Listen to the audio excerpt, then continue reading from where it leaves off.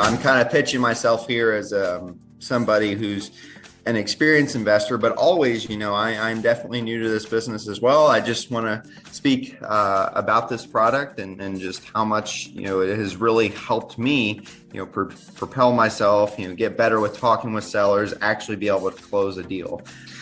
My strategies right now have been primarily direct mail, cold calling, and cold texting. And I've found a lot of success with Real Estate IQ, especially being able to get in front of customers, have engaging conversations. And of course, I'm hoping to use all of that to build my own business and eventually retire off. Excited to be here, and I want to say a big thank you to Real Estate IQ.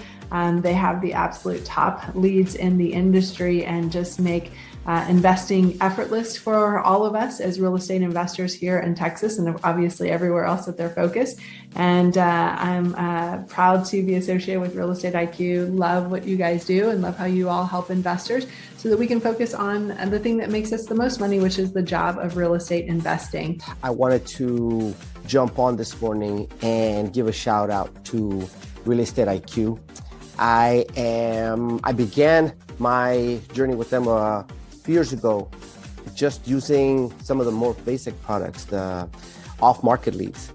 And since then, growing and visiting and talking with not only Steve, but other people who are involved with Real Estate IQ, I've had the opportunity to actually not only be a client, but I also became an investor with them. And that is one of the beauties of being able to be part of Real Estate IQ, is it gives you the opportunity to grow as an investor, especially in real estate.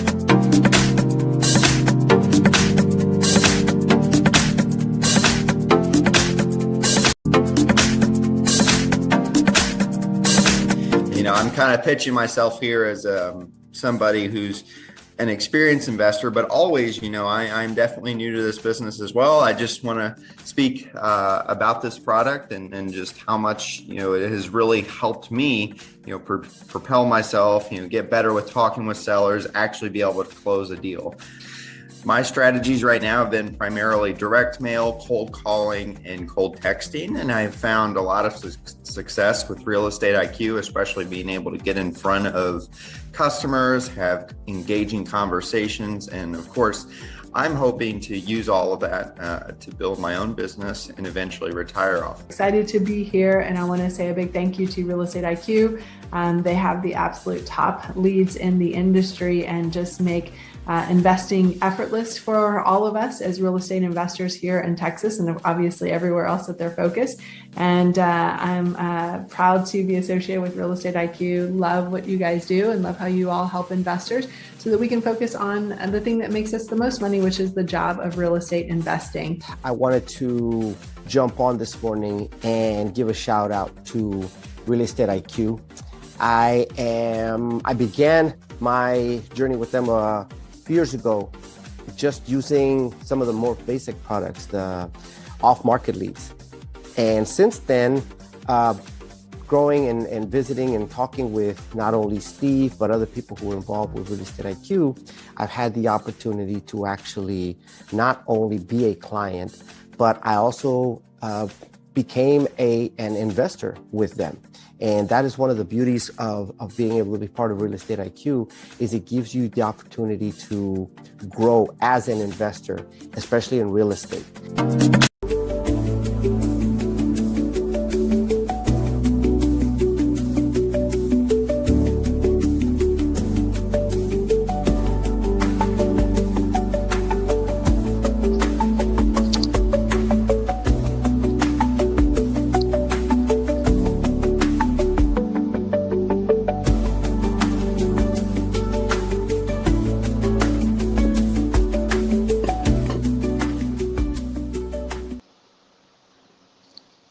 All right, good morning, everyone, and welcome to today's exclusive event with Real Estate IQ. It's another Thursday, so it means it's another good learning session from Real Estate IQ. Hello, everyone. We're thrilled to have you joining us today. It's 11 a.m. And today we will be uncovering some of the most important information that real estate investors must have in order to navigate through uncertain markets. So at Real Estate IQ, we're very passionate about empowering investors with the right tools, data, and strategies to succeed in today's market. As a lead generation company, we have helped thousands of investors find off-market leads, negotiate smarter, and build high-value portfolios. And our mission is very, very simple: to help one more person to win. Well, today, without further ado, we're honored to have Steve Liang, one of the co-founders of Real Estate IQ, join in with us today to teach about pre-foreclosure. Steve is a seasoned real estate investor whose proven strategies have unlocked thousands of lucrative deals. With years of experience navigating pre-foreclosures, mastering negotiation tactics, and growing a high-value portfolio, Steve has a wealth of practical insights to share with us today. His expertise has transformed the way investors approach off-market opportunities, and he's also here to reveal the secrets that can take your portfolio to the next level. And I'm sure that Steve also has today some case studies that he will share today. So I want everyone get ready to take notes, ask questions, and learn from only the best. Hi, Steve. Hi, Sophia. Thank you for the intro. Good to Yeah. see you. Good to see you too. Go ahead and take on the spotlight. All right. Welcome, everybody. So first of all, I congratulate you for joining us and learn more about this well-kept secret. We call it Preforeclosure Goldmine. Now, you might be wondering, why do we call it the gold mine? Let me just tell you the amount of profit we're talking about. So now, in order to understand pre-foreclosure, we got to really understand what foreclosure is about. foreclosure auctions, depending on where you are, happens about every month, maybe depending on what state you're in. It could be every week. And it allows banks or maybe the county, depending on what kind of foreclosure it is, to auction off properties that have been late on their payment. You can usually get the deal at 50 to 75% off of the market value. Okay. It's deal by deal, right? Depends on what deal and what deal. If you haven't been to a live auction, I highly encourage you to do that. Actually, I have recorded a video that I took a couple of days ago, and we're gonna share that in a little bit.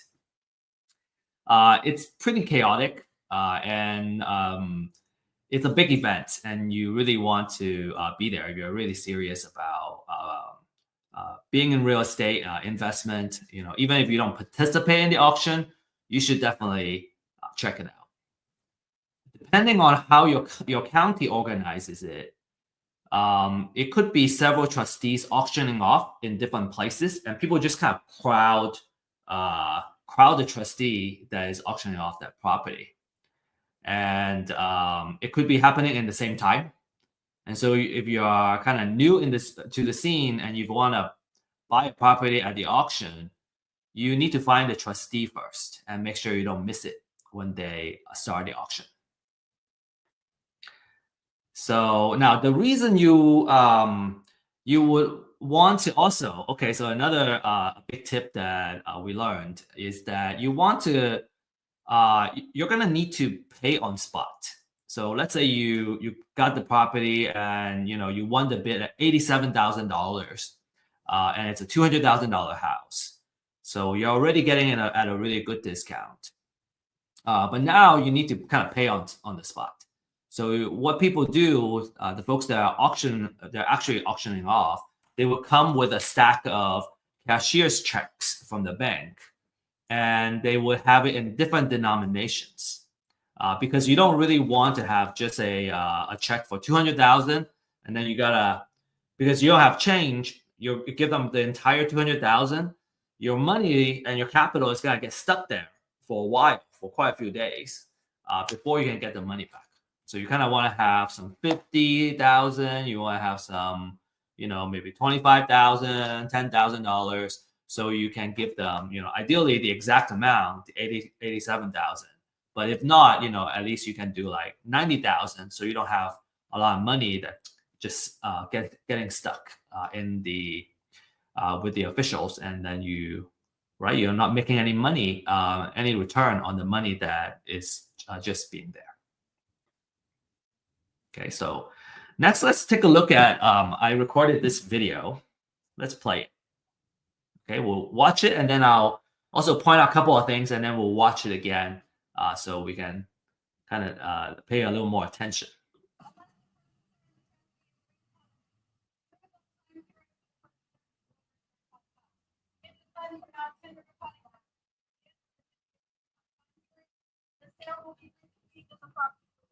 Yeah, okay, so really short video, about 10 seconds or so. So a couple of things, I'm gonna play again, but a couple of things I wanna point out for you is, number one, the lady was announcing and she was making the disclaimers before the auction start. So the auction hasn't started, she was just kind of reading off the things that you should know about before you really actually participate in the auction, such as you're buying it sight unseen, there might be other liens on the property and all that stuff.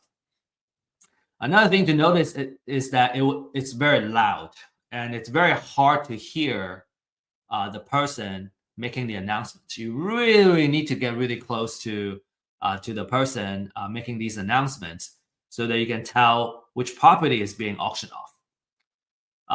And then another thing, as you see the camera spanning around, is that people come prepared. They already did their homework, right? They either brought their printouts, right, or they brought their laptop, and because they want to know, they already know how much they want to bid, how much their maximum bid is for any property. And then another thing is, you may not see other folks auctioning off the properties at the same time in this video, but you can kind of imagine a little bit down that way to the right is other folks with other trustees basically auctioning additional properties. So I'm gonna just play this again. I'm gonna stop talking.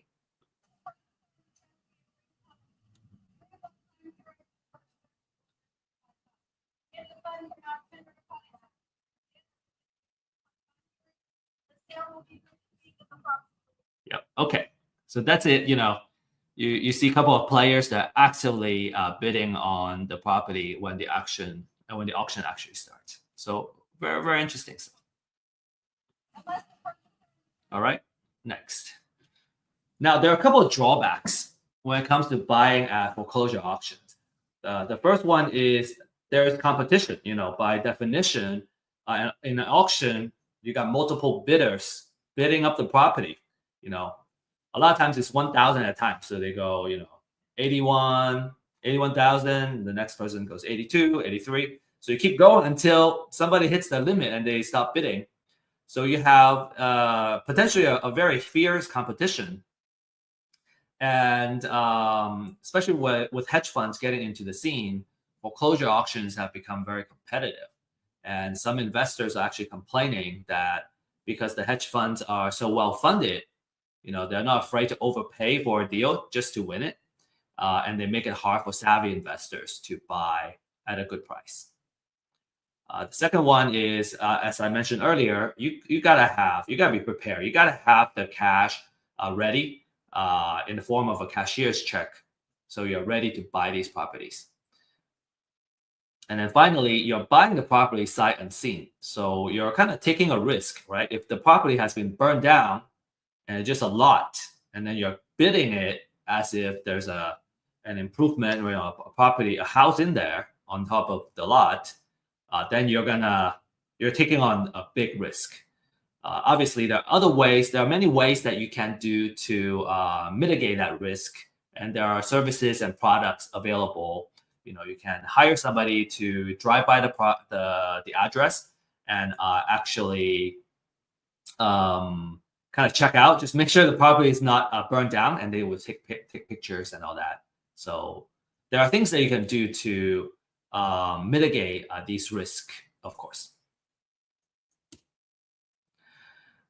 Now, because of the kind of drawback from bidding at the auction, I think the biggest drawback is probably the fact that it's hard if you're undercapitalized, if you don't have a big piggy bank. How do you participate in the auction, right?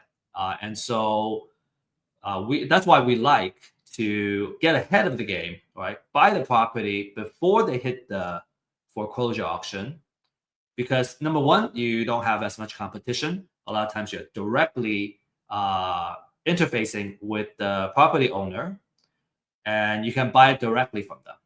You can still get it from for a pretty good discount, and then again, you can directly negotiate with the seller, and you can meet with them face to face and all that, and make sure that you're buying it at a price where you can make a profit. So the natural question is, how can I find these deals, and how do I make these deals? There are a lot of these properties. On average, I think last month we found about 6,000 properties that are motivated to sell. And then let's say on average, we're talking about an average of maybe, don't quote me on this, maybe $50,000 to $60,000 of equity per deal. There's a lot of equity in these houses that are going into foreclosure. So all we need is to win one, and we'll feel like we're winning. All right, so that's what this webinar is about. I hope we have kind of piqued your interest.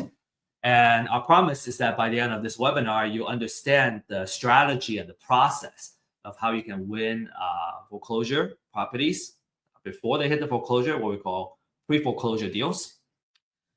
From a kind of the type of investor standpoint, if you're new obviously this is a really good class because there's a lot of opportunities in the foreclosure auction. A lot of properties that are going into foreclosure auction that are good candidates for you to reach out to.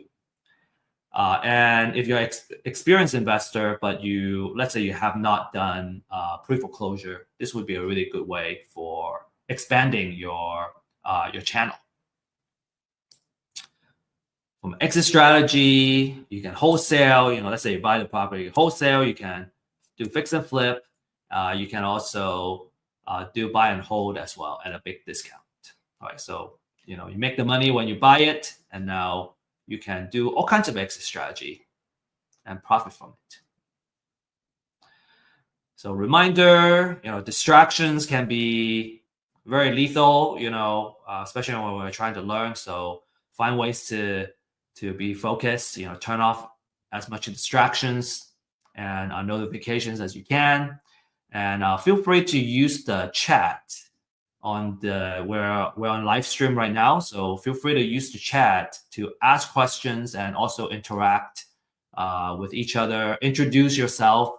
What we find is that a lot of times, I think it's true in many things, it's just difficult to find success when you're getting started or when you're kind of in the middle of the journey.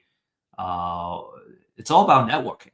So what we find is a lot of times when we're attending the same class, the folks that are attending it together, you may find that you may want to partner up together. Obviously, we'll teach you about the pros and cons and what to watch out for when you partner with someone. It's another big kind of art, the art of partnership.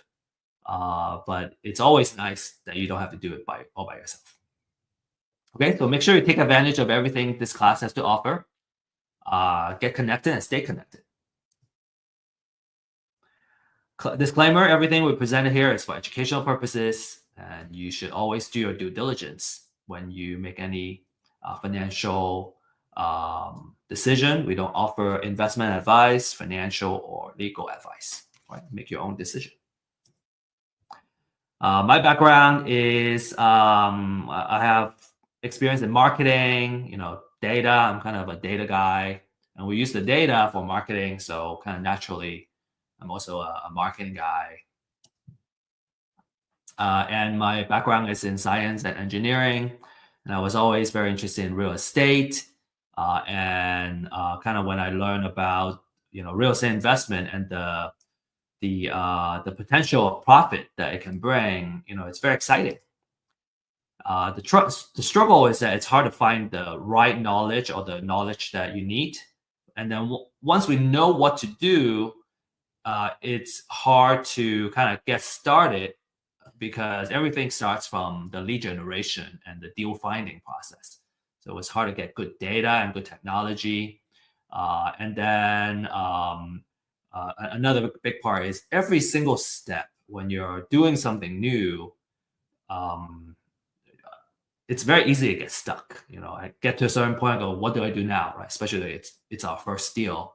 And we found it hard to connect with quality people that can kind of show us the way. A lot of times after a couple of deals, we learn how to do it well, and we can become very competent ourselves. We can become like basically a full partner. But in the beginning, you gotta learn. So having high quality people that are trustworthy is very important. And that's why we're at Real Estate IQ would bring these couple of offerings to you. One is webinars, classes, right, educational items. We also have ebooks that you can leverage and learn more. We also offer really awesome deal finding data. We're also going to start offering deals and kind of financial side of items, because what we realize is that as investors, data is not enough.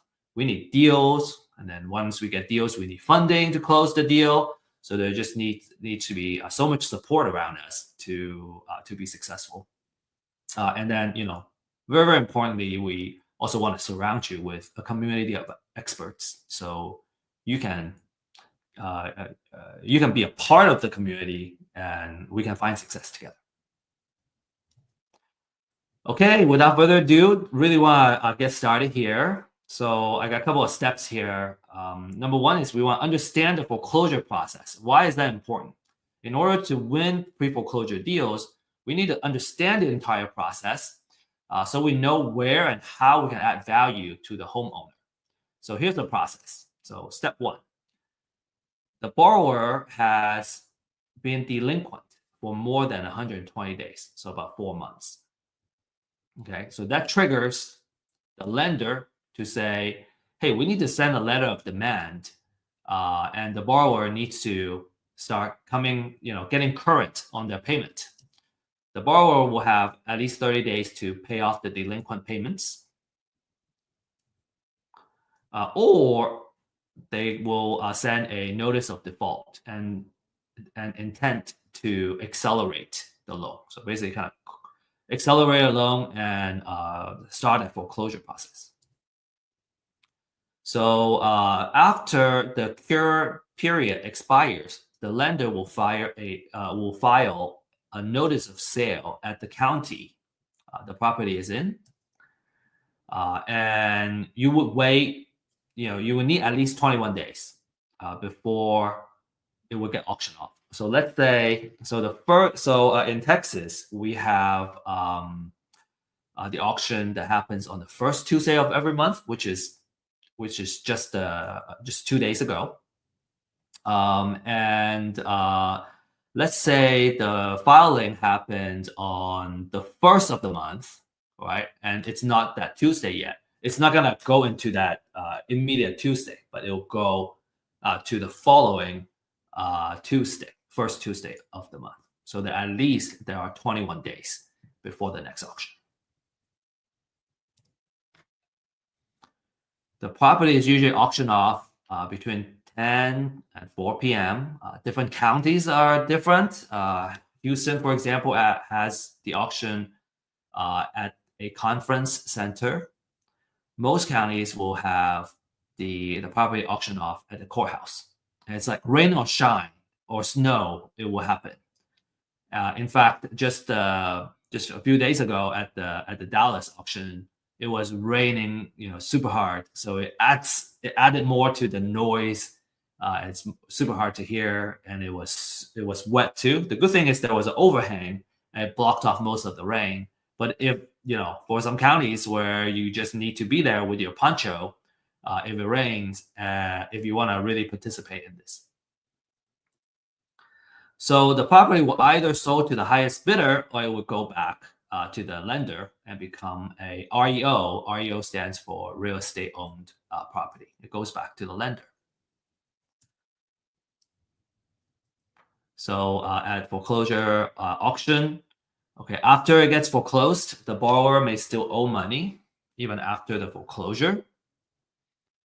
And if the total debt is not fully paid off by the foreclosure sales price, the lender may choose to seek what we call a deficiency judgment against the borrower.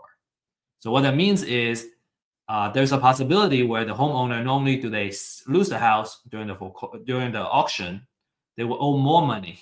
So it's a really tight spot, really bad spot for them.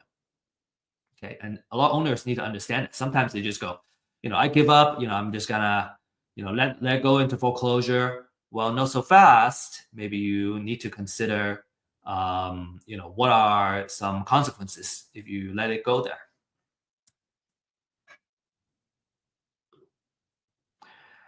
Okay, there are also, the different kind of liens.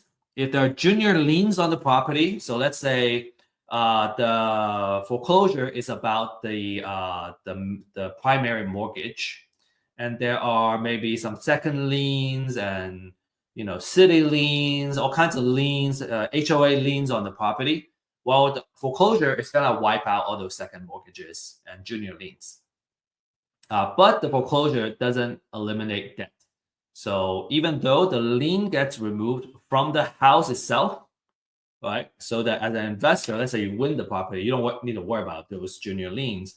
But as the borrower, they are still potentially on the hook. So these lenders can still go after the borrower.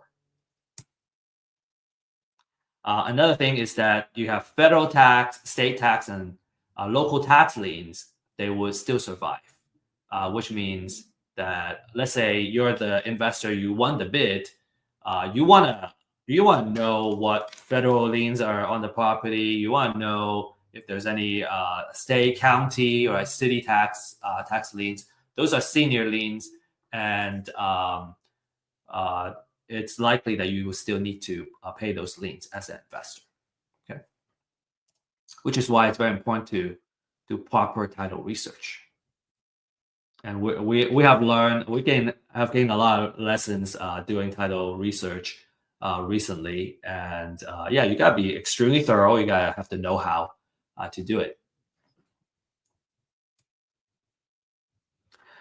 All right, next, we need to know which properties are going into the auction, okay? So how do we find out? Well, there are ways you can research the data yourself, or you can buy it, okay? So what the couple of lists that you want to look at is what we call the pre-foreclosure list, the motivation for these motivated sellers, right? And again, our purpose here is to see if we can buy the property before it goes into the foreclosure auction. The market price is between $200 to $300 a month for an entire metro area. Okay, I think it's still a really good investment because let's say you win a deal, a wholesale deal, and we're talking about $10,000 profit. So it's not that big of a price to be paid. Another thing you can ask for is called the appointment of substitute trustee. So this is another kind of data where in the foreclosure process, if you recall, one of the first steps that the lender would do is they would appoint a local trustee to handle the foreclosure process. And so that's usually a signal, if the appointment of substitute trustee has been filed, that's usually a signal that the house is going to go into foreclosure. So that's what we call a pre-foreclosure. And you get to be more ahead of the game for those, more ahead of the game than the folks that are just looking into pre-foreclosure. And you can do marketing and you can kind of reach out to them. Perhaps the drawback for this list is that they are not as fully motivated. They know they still have some time. They understand they have a ticking time bomb, but it's not like the foreclosure date has not set usually in this case.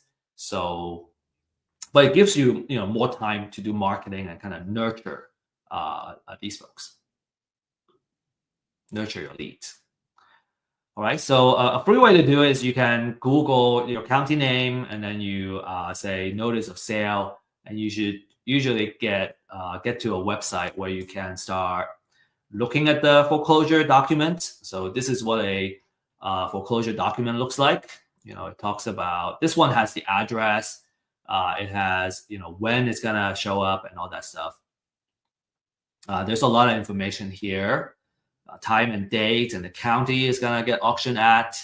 And then you will need to do some further research of who the owner is. Sometimes the owner is on this paper. Sometimes you have to do further research. And the amount owed is not public information. So, there's a lot of digging for just one record. And usually, when people ask, should we buy or should we find it ourselves? My typical answer usually is, if you know how to do it, you're better off outsourcing it. If you don't know how to do it, you may want to do it just to learn and appreciate how much work that goes in there. But ultimately, this is not worth our time. It takes 15 to 20 minutes of research for just one property.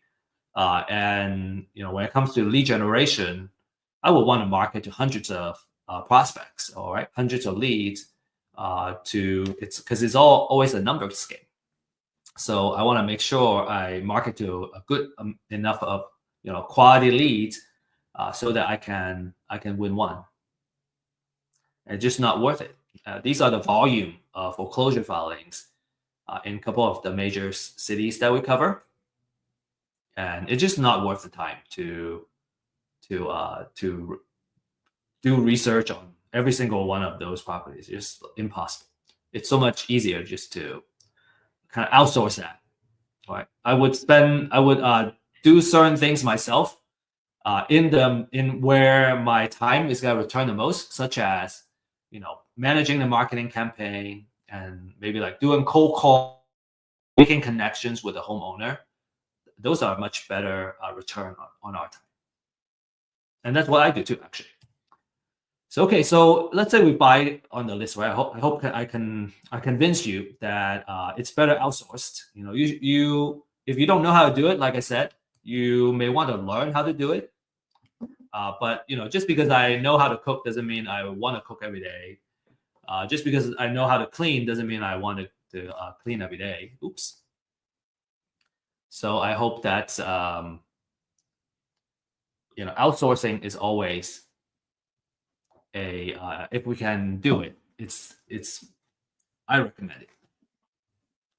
Okay, so now if we're gonna buy the list, we also need to understand the quality, right? I don't want to just buy a junk list and then waste my time calling people, and it's not even the freshest list. So a couple of items that I would use for evaluating the quality of a motivated seller list. Number one, especially for foreclosure, is that I want to know how fresh the data is, right? Because the fresher it is, I know if I reach them first before anybody else, I would be the first person, right? I got the first mover advantage when I do that outreach. The second one is the extent of research. I want to learn more about the person I'm gonna be reaching out to, so I know how to talk to them, and I know what their situation is. One of the key metric that I look at is how much equity is in the property, and you gotta research several locations, different places, and run the calculation in order to come up with an estimated equity on the property. And I find that, and also our clients too, we find it one of some really important information to go in, because if the property doesn't have a lot of equity, chances are it's hard to make a workable deal with the owner. There are different exit strategies, right? Of course, but in general, we want to look for properties that have a high amount of equity. And then, we want to know how accurate the information is, right? The quality of the research and the researchers. So some key elements of a quality leads, especially for pre-foreclosure. We want to know the mortgager and mortgagee information. Mortgager is basically the borrower, right? That's the main person I want to do outreach to. That's usually the person that owns the property. Then I want to know the address information of the property, right? How much it's worth, what's the assessed value. And then on the right, I want to know the financial information. So I want to know what the equity percentage is. I usually try to reach out to the properties that have a higher equity, because there is more negotiation room where we can create a win-win situation. In order to do that, we got to know the loan information. So how much loan was in there. So you got, ideally there is title searches and, a deed of trust searches that need to be done to find all this information. Okay, now that we got the list, we want to narrow it down to a more manageable, focused list. And this is where, kind of that filtering is where you can create your own niche that you can focus on, that, say, you're much better at than anybody else. So this is where you create your competitive advantage, okay? And a couple of kind of hot filters that people use are the address. Maybe it's different cities, right? Let's say you want to focus on the city that you live in because you know your city so well, or maybe it's a city that you don't live in, but it's not as competitive. You can filter by the assessed value. Maybe there's a particular price range that you want to focus your deals to be at. I already talked about equity percentage. That's a really popular one. And then you can also kind of look into a couple of these. So ownership would tell you if the property is owner occupied or not. Okay, if it is owner occupied, it means that the person lives in the house. And if it's non-owner occupied, it means the person is very likely a landlord. They live somewhere else, and you can potentially find that they are an out-of-state owner. And if they don't live in the house, usually maybe they're more likely to sell the house. Okay. You can also look at kind of loan modification and different type of loan. This is by understanding what the different type of loans are and what type of loan modification it is to really identify the signals where, and this would probably come more from experience or from working with an experienced investor together, that how to leverage this data and really search for the niche that you can focus on. I'm not gonna spend too much time. We can spend just like 1 hour just talking about each data field here. So let's talk about how to now kind of market to these. Okay. One very important point I want to share is that let's say there are 1,000 properties, right? And let's say we start with a $1,000 per month marketing budget. Okay, I have $1,000 I can spend. I can either spend $1,000 to reach 1,000 leads, or I can narrow it down to 100 leads and really just focus on reaching this 100 leads. Ideally in multiple ways. I can try to call them, send them letters, right? Maybe even do targeted advertising. That's more advanced to these 100 people. Because now I'm spending $10 per lead, right? If I have 1,000, I'm only marketing to 100 leads. I'm spending $10 of marketing budget to reach that one person. Versus, say, I got this gentleman named Joe, and he has $1,000 trying to reach 1,000 leads. So on average, he can spend $1 per lead. Okay, so who do you think is gonna win out? The person that spends $10 to reach one for each lead, or the person that spends $1 per lead and try to reach them, right? $1 versus $10 to reach the same person. I can't see your responses, but I hope you would arrive at the conclusion that, man, if I have more marketing budget, right, I can reach the person, and I am more likely to win out and reach this person, build trust with this person, because I'm spending $10 on this guy versus my competitor that's spending just $1 on the same person. And there are many things that you can do, right? With $10, with $1, man, $1 buys us a stamp and some change, and I don't know what to do with the change anymore. It's so hard to. $1 we can't really go very far in terms of marketing budget. Okay, so let's next talk about the different kind of marketing campaigns we can use. Now that we have a focus list, we have a very popular class. It's called The Secret of Building an Endless Deal Flow. And it's about creating marketing campaigns that you can do to build a consistent pipeline for deals. You can really, when it comes to marketing, you can apply it to reaching motivated sellers, or you can apply it to, any kind of business. So it's just a really awesome business class in general. And if you enjoy this upcoming segment and you want to learn more, I would highly encourage you to take that class to learn more about marketing. Okay. We also have other speakers and topics that really kind of go deep into some of these items too, such as door knocking. We just recently had a door knocking class, which is phenomenal. So door knocking means you're showing up at the person's door, right? You need to know their address. You need to know who you're talking to ideally. The advantage is that you can talk to them in person and you can build trust quickly. I kind of pointed out here that the effectiveness of a door knocking campaign really depends on the quality of the list, right? You gotta know you gotta have the right address. You gotta know, who you're talking to. This allows you to talk to the homeowners in person, and you get to see the house right away. A lot of times, let's say that they're already ready to sell. You can just go and see the house. You don't need to make another appointment to see the house.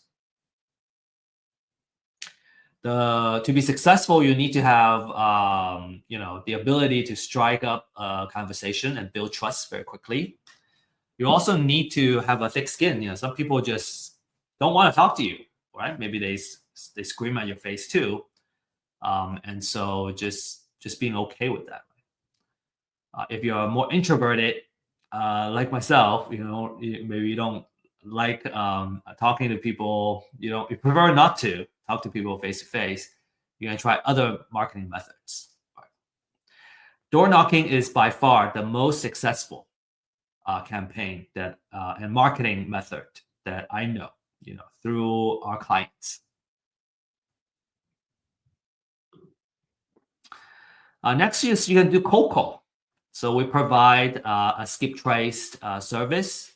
So we skip trace all the properties that are going into foreclosure. You can have multiple phone numbers you can call, and just a tip is that when it comes to phone numbers, because we're using a third-party service, it's very hard to guarantee quality. And usually phone number skip trace, it's just very difficult to get 100% accuracy. So usually we get about 70% hit rate and 70% accuracy. So there are folks that you call and maybe it's a wrong number. That's okay. We got all these numbers, so we can just keep calling. Right? Somebody is always right. Some say some will, some won't, but someone is always waiting. I want to share this cold call script with you. This is also has been shared in another class from our speaker, and I really love their script. So I have started to use it, and that has produced for me as well. So when you call and they pick up, right? So all you need to say is, hi, is this Mr. Lawrence? And then they go, yes, this is Lawrence. Who is it? And I go, hey, my name is Steve, and I'm just curious if you're aware that your house may be under foreclosure. A lot of times they're already aware. I have had call the same person that same name. Sorry, a person with the same name, but just a wrong number, and then they say no. But most people they're already aware, and maybe they're already working with an attorney or something to try to come up with a solution. And so I really like this number 2 and number 3, where number 1 is, have you been able to get with a bank to review any options? Some people may say, no, I don't know how, or, I'm broke. I don't know what to do. That's a really good opening for you to make an appointment, right?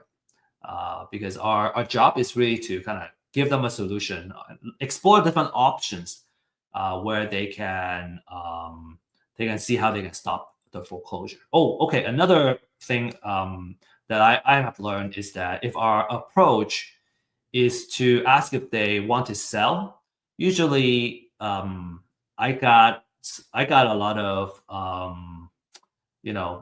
lot of unpleasantness coming back at me, and ever since then I have kind of readjusted my approach and just kind of be an advocate for them.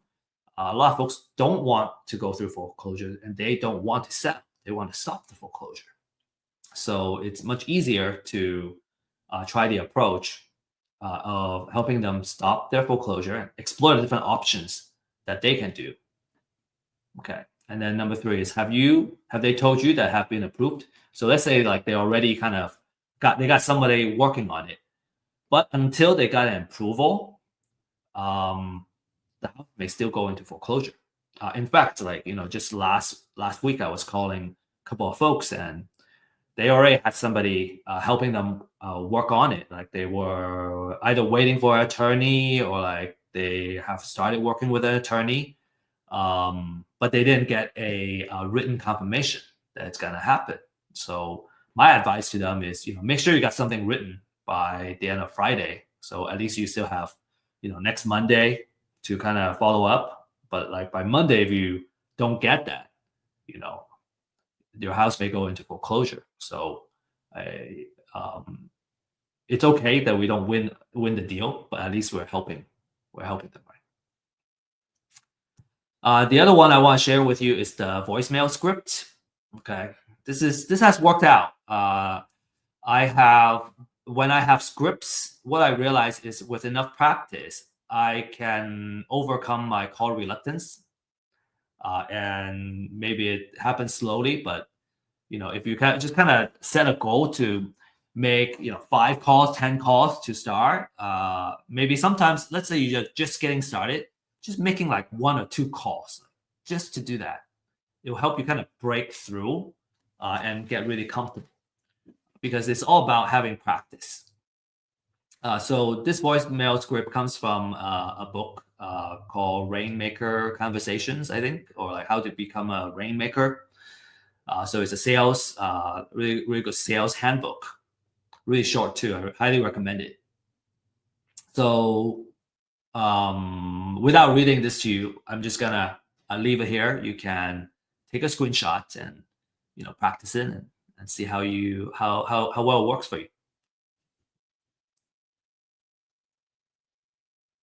Okay, I'm gonna leave it up here, and I'm gonna start moving on.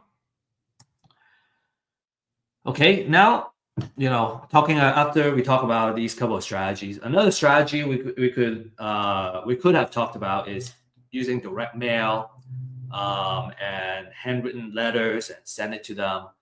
Usually these campaigns are best when it's all combined together, trying to reach the same person in different ways. That usually works the best. Okay, so next, you want to reach out and listen. You want to let the owner know that you want to help them.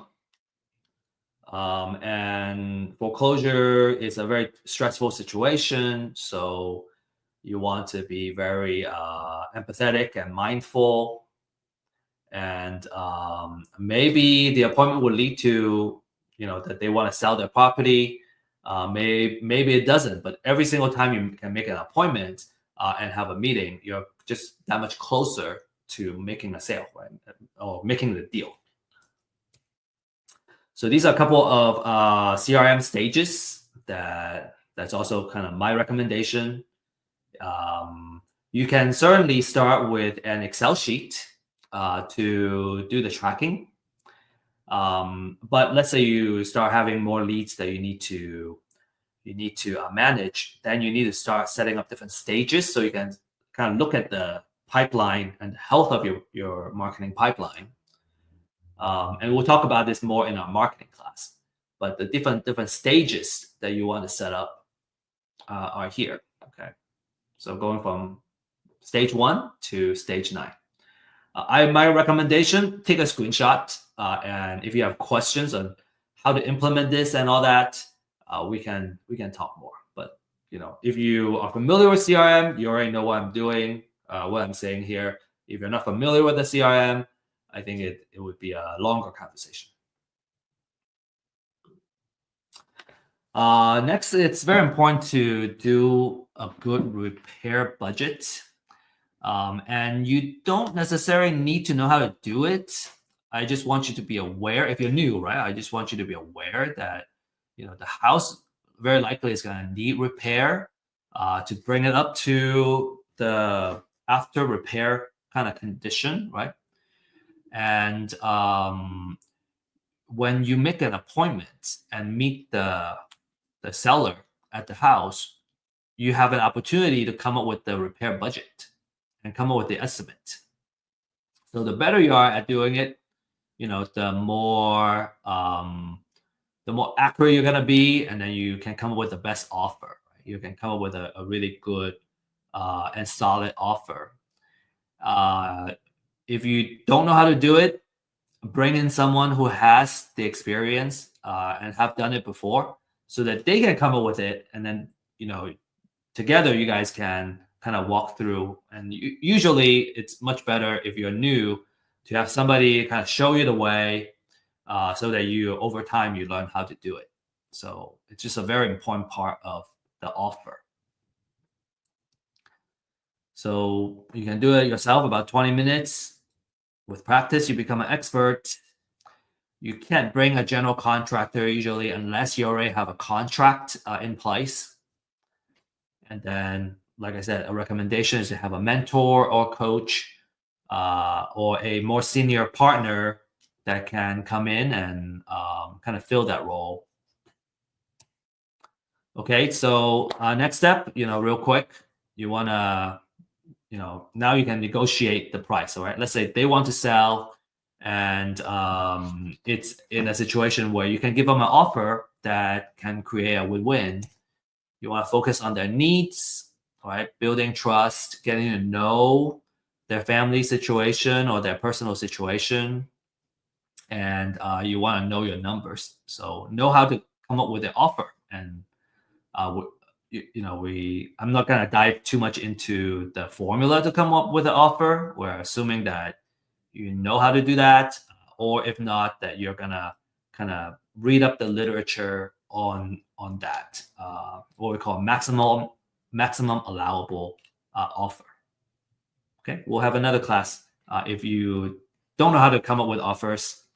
Actually, next Thursday, we're gonna talk about some details of different exit strategy and the formula that you should use to come up with your offer. So, if you don't know how to come up with your offers, no worry, you're gonna learn that next Thursday.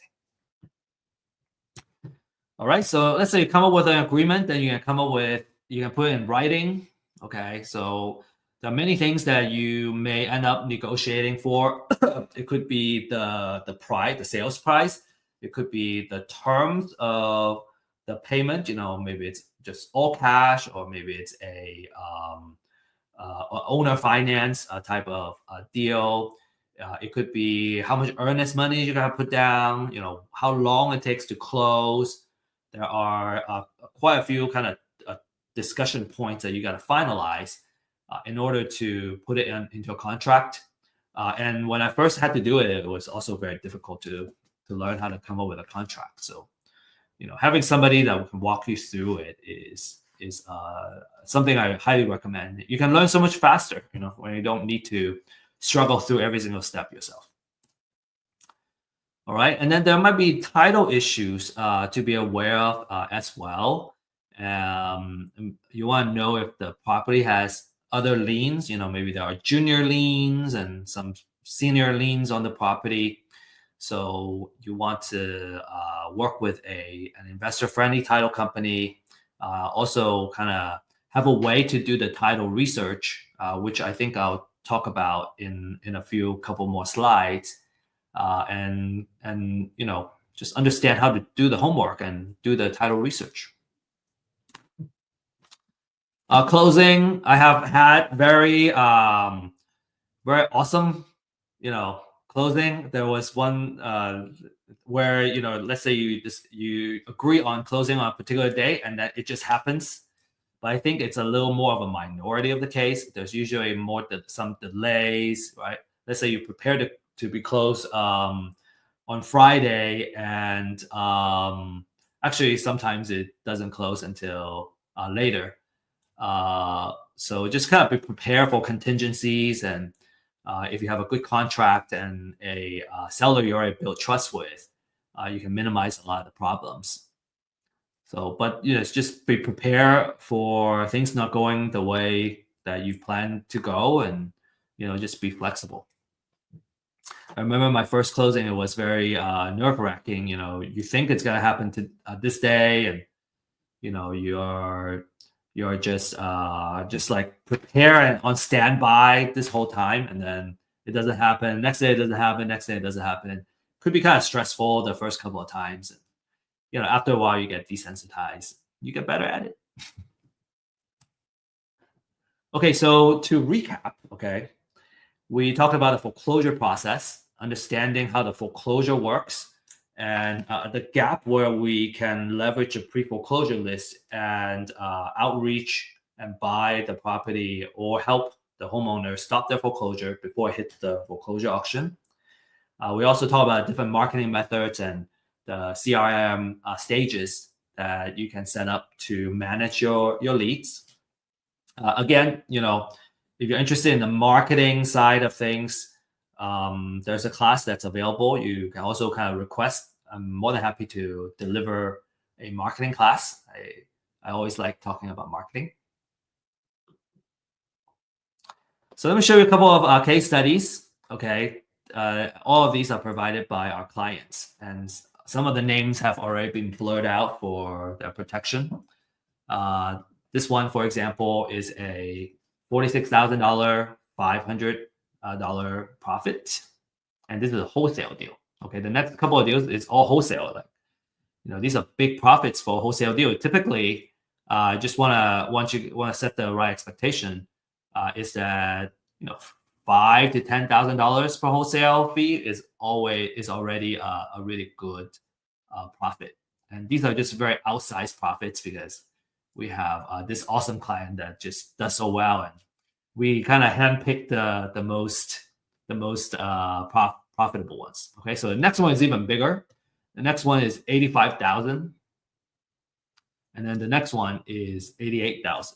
So again, don't let these big numbers kind of set your expectation. Expect about $5,000 to $10,000 if you wholesale a deal in terms of making how much profit you can expect from a deal.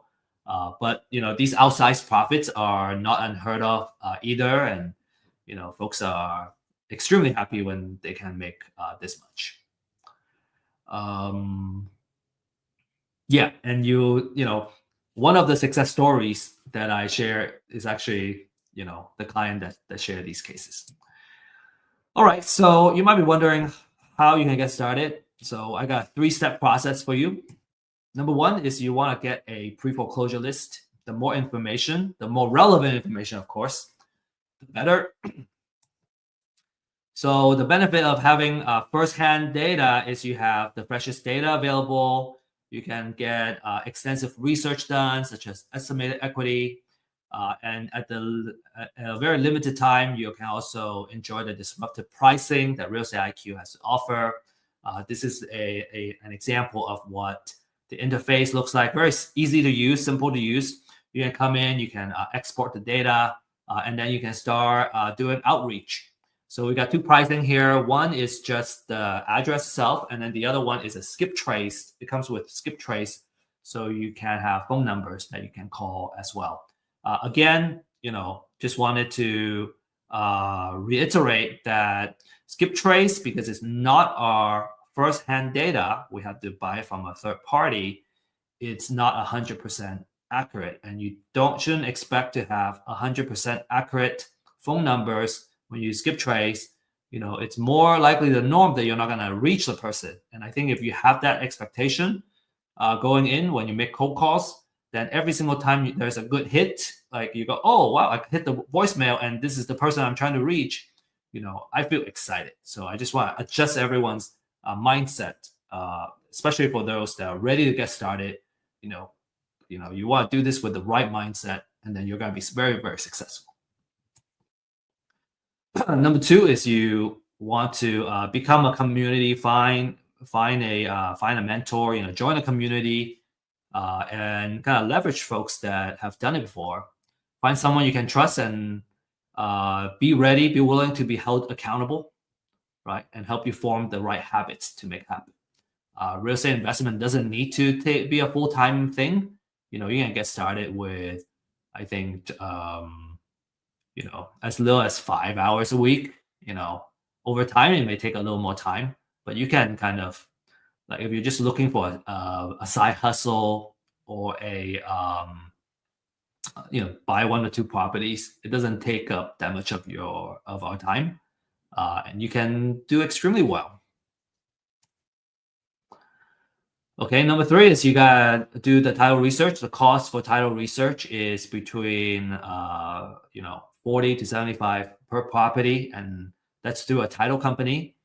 There are different service providers that provide title research. We're actually working on a title research project right now, and we want to offer this service at a better pricing than what's on the market right now. All right, couple of success stories. This one is $8,000 profit. No, okay, sorry. The next one is the $8,000 profit.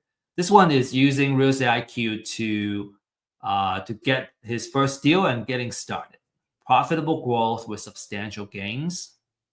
When you don't have to worry about leads, right? You can just focus on the outreach and the marketing. You can just you can stay focused in the most valuable activity, and I think that's just so important when you're getting started.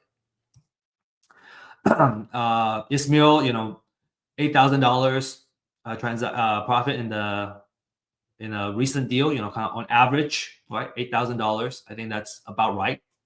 We see about 7,000, 10,000, 5, 7, 10 is usually the number, right, for a wholesale deal.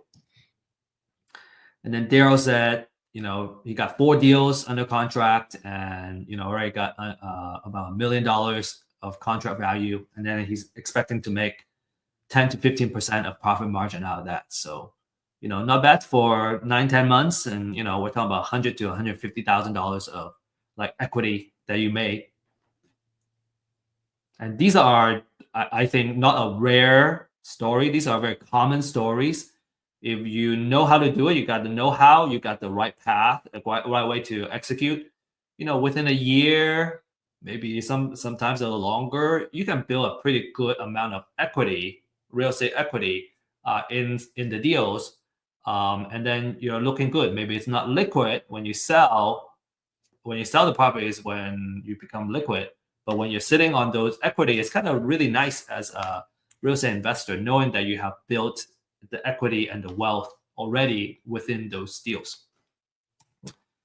Okay, to learn more, you can use this link here, and maybe I hope Sophia, you can help me send this link on the chat as well, in the class chat, so you can book a one-on-one consultation with us to learn what it's all about. Experience the power of firsthand data. And then the next thing I want to recommend to you is learn by doing. We have an event every Friday at 9:30. We're working on the link right now, and you can send me a email at steve.liang@realestateiq.co, and I will send you the link to join. And this is more of an invitation only. We want to have serious and high quality folks that want to do deals with us together. So for example, tomorrow at 9:30 we're gonna have another session. So if you're interested, I look forward to meeting you and seeing you in person, getting to know you. All right, so this is to conclude everything. I hope you really enjoy this class, and if so, please scan this QR code and give us feedback. If you hate it, you don't like it, this is terrible, useless, it's a waste of your time, please do the same. Scan the QR code and give us feedback, just so we know how to improve, right? How are we doing a good job, or are we doing, or is there something we got to fix? So really appreciate your feedback, and thank you for joining us. And we'll give you a prize just as a thank you for sharing your feedback. And finally, best of luck and happy investing. Remember, again, that next Thursday we have the next class, which is how to find great investment deals, where we look at the different type of exit strategy and formula that you're going to use to come up with the right offer where you can make money on the deal. And then tomorrow on Friday, 9:30, you have the online meetup, or MAP online meetup. where we really talk about live deals. We can go over some case studies as well of actual deals, and just learn by doing. If you have a lead, you need help how to close it, or already got a deal under contract, and you want to know if it's something that you can profit on, because sometimes we're seeing is that the folks can get a deal under contract, but then because the term and the offer were not done well, you can turn it into a profit because your offer is just way out of whack. So we're more than happy to give you support and share our experience, and we can make some deals together. So that's it. That's all I got for today, and you can save my email address, and I look forward to getting in touch with you. Thank you, everybody. Okay, so Sophia, the stage is I'm passing the stage back to you. Yes, so actually, we have a lot of questions and comments during Wow. the event. So, would you mind helping me go through all of them and address these Yeah. comments? So, first, I think you have mentioned this earlier on how can you know what properties are up for bid. I think this one is for the auction. Yes. So that's where you can get the pre-foreclosure list, and then you will know that those are the houses. Now you got to understand that because it's possible that the house that was scheduled to go into foreclosure may end up not going to foreclosure. Mm. So there are times where let's say you do all the due diligence and you try to buy the property at the auction, it already got bought up by another investor, for example. So it may not show up there, but you got the list, so that you know which ones were kind of scheduled to be there. Okay, so this one from Michael Williams. So from time of county posting to time that data is made available on REIQ, how fast is that or fresh is that? How quickly are the leads provided in your list? Yeah, typically we can offer you about 2 days to add. Some counties faster, some counties maybe a little bit slower. We have a pretty robust system, and if there's some kind of delay, let's say the county is delayed, we'll also tell you. Okay. So for our next question from Patrice, how much equity should I consider to know it's a good deal? Okay, that's a really good question. How much equity should I consider to be a good deal? I have folks so if you look at the data, you would find that you can probably find some that are 50% equity, more than 50% equity. And those are extremely good deals because you're kind of buying it 50 cents to a dollar, or there's, more than half of the amount that you can negotiate for, right? You would find that if you kind of change that to more than 40%, now you have a lot more properties that fit that criteria. So I don't know. I think maybe depending on your strategy. So if we're kind of really focused on the amount of equity, I think more than 30 to 35, those are really potentially good deals. Because another thing you gotta add on to that is, what if the house needs a lot of repair, right? And all that rehab budget is gonna eventually come out of this equity that's already in there. So you kind of want to have some buffer there. Usually people prefer to have, not screen out so much opportunities that you may lose out. So, maybe a third, just drawing a line in the sand as a recommendation, I would say 30% is probably good stuff. Okay, next one from Lynn Saylor. Do you have scripts on setting profitable prices or negotiation tips? Okay. Scripts on setting profitable prices. Okay, I assume that when you say profitable prices, we're talking about for you as an investor. I would, my approach is I want to be transparent with them. And what we find is that, and I think we'll go over this in next week's class, there's a formula that we follow to come up with the offer because we need. So first of all, we need to make sure that we can make a profit because we're in it to, right? It's a business. There's overheads, right? We still want to be able to, this is not a charity, right? So the formula already have the built-in numbers that you want to use. And so a lot of times I just tell them, hey, because of the other kind of cost that's involved, I need to follow this formula. And based on the number, this is how much I can offer. Like, there are folks that really want to know, I just write down the number for them. And then, then we're solving the problem together instead of, going head to head. And I think, at least in this case, you really want to have we're in it, we're facing the same problem together instead of we're negotiating in a hostile situation. Yes, because after all, you need to build a relationship also with the homeowner. So Right, you don't want to be hostile. Yeah, a couple of approaches, our speakers have also shared in the past is, that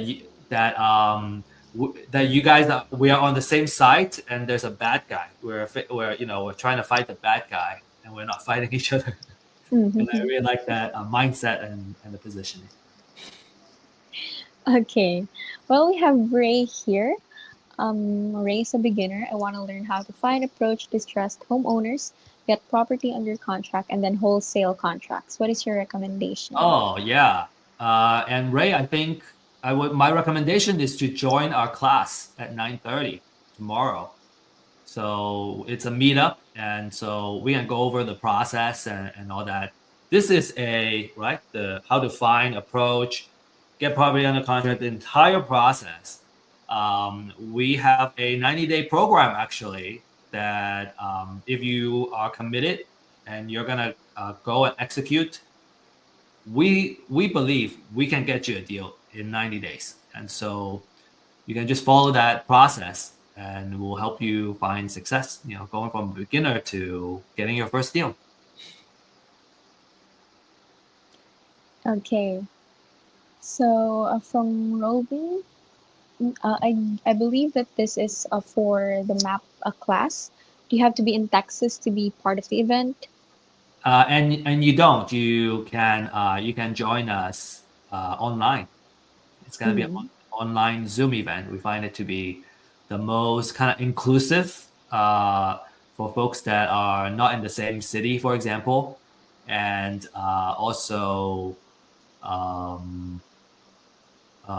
what do I want to say? It's the most inclusive because we can do it online. Oh, and it's the most efficient because you don't have to actually go to a place. You can just, right? It's just so much easier to meet when we can do it online. Yes. Okay. Then lastly, we have from Maria. What does REIQ's data look like, or what can I get from the data? Yeah, What information? that's also a really good question. I think for the sake of time, we want to direct you to sign up for the one-on-one consultation so that you can kind of see it. Our consultant is going to share with you the data that's available on our portal, and then how you can use that data to do your marketing. What about, so Rodin is asking, the 90-day challenge. Okay, you want to sign up for the 90-day challenge. You can also talk to our consultants. Join our one-on-one consultation and ask about the 90-day challenge. We'll hold your hand and we'll help you make your deal happen. You just gotta commit to like showing up and also doing the work, and you get a deal in 90 days.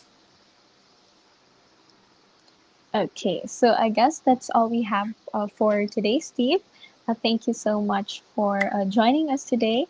And for next week, I know that this is a two-part class. One is today for pre-foreclosure, and the next one will be next week, Thursday, the same time.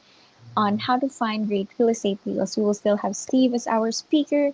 And if you want to register and continue this conversation on how to get deals, how to start, then you can register through this QR code. So let's give you time to scan that QR code. We'll give you around 5 seconds. Thank you. Okay. Additionally, we have, again, to reiterate Steve's point, we have a map class tomorrow at 9:30 a.m. So if you want, if you couldn't access or if you couldn't access the email or anything, you can also type in map on the comment sections, MAP, if you're interested, and we can reach out to you personally if you're interested with that. Also tomorrow, we also have a Friday open house at 11 a.m. CDT. So if you're also interested in learning more about real estate IQ, how these pre-foreclosure lists also work, or how does it look like the comment that we got earlier, what can you get from those? Then aside from the consultation, we also have an open house tomorrow, free for everyone to attend. So if you're also interested in that, you can type in Friday on the comment section if you're interested in those events. So let's give you time more to register and comment for our Friday open house and for our map class tomorrow. So the map class would be earlier, 9:30, and the Friday open house would be later at 11 a.m. Okay, so I believe everyone's already registered. So I want to thank everyone for staying till the end for our class. We hope to see you again next week for our events and how to find great real estate deals. With that, thank you so much for joining us. And again, we hope to see you next week. Bye bye. Thank you.